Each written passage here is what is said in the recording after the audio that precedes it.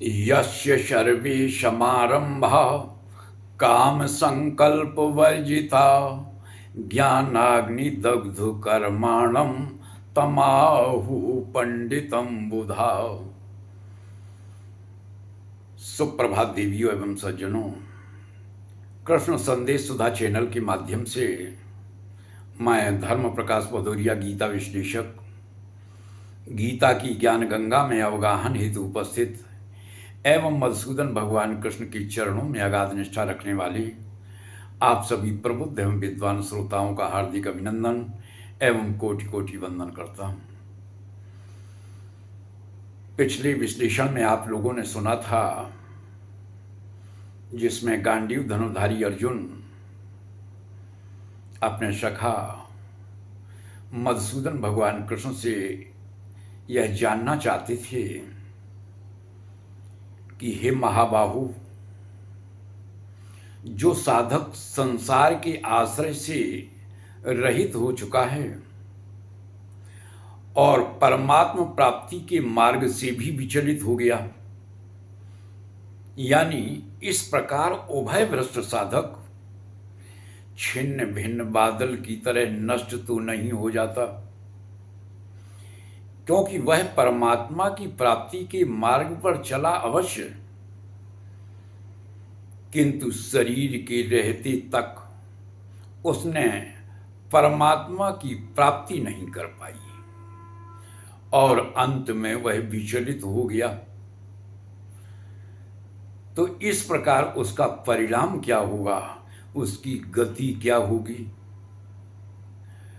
और यह प्रश्न आपसे पूछने का अभिप्राय हमारा यह है कि आपके सिवाय इस शंका का समाधान करने में कोई शक्य है भी नहीं। जब प्रश्नकर्ता के प्रश्न से यह बात स्पष्ट हो जाए कि उसे समाधानकर्ता पर पूर्ण विश्वास है और उसके मन में इस प्रकार की दृढ़ता है कि इस शंका का समाधान करने के लिए केवल आप ही यानी कृष्ण ही शक्य हैं, तो स्वाभाविक है समाधानकर्ता को फिर उचित उत्तर देना ही होगा। तो इस पर कृष्ण क्या कहते हैं उसे आप लोग सुनेंगे। तो पहले इस श्लोक का श्रवण पान करेंगे पूर्व की तरह, और फिर मेरे द्वारा किए जाने वाले विश्लेषण का आनंद लेंगे। तो भगवान क्या कहते हैं कि पार्थ नैवेह नामुत्रो विनाशस्तस्य विद्यते नहि कल्याण कृत कश्चित दुर्गतिम तात गच्छति। मधुसूदन भगवान कृष्ण इस श्लोक के माध्यम से बता रहे हैं कि देखो अर्जुन, आपने जो प्रश्न किया है उसके संदर्भ में केवल इतना जान लो कि जो अच्छा काम करता है उसे परिणाम भी अच्छा ही प्राप्त होता है। और फिर तुम तो अपने हो, यानी पार्थ हो, मेरी बुआ जी के बेटे हो, मेरे फुफेरे भाई हो, रिश्तेदार हो।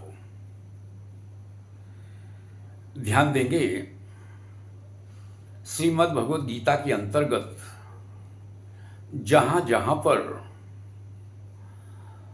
पार्थ के नाम से अर्जुन को संबोधित किया है कृष्ण ने,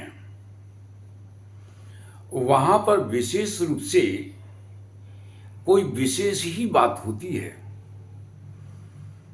पार्थ नाम संबोधित करके मधुसूदन भगवान कृष्ण अर्जुन को यह बताना चाहते हैं कि हे अर्जुन, तुम मेरी बुआ जी के बेटे हो, इसलिए मैं जो कह रहा हूं वो बिल्कुल सत्य है, इसमें तुम किसी भी तरह का संदेह नहीं करना।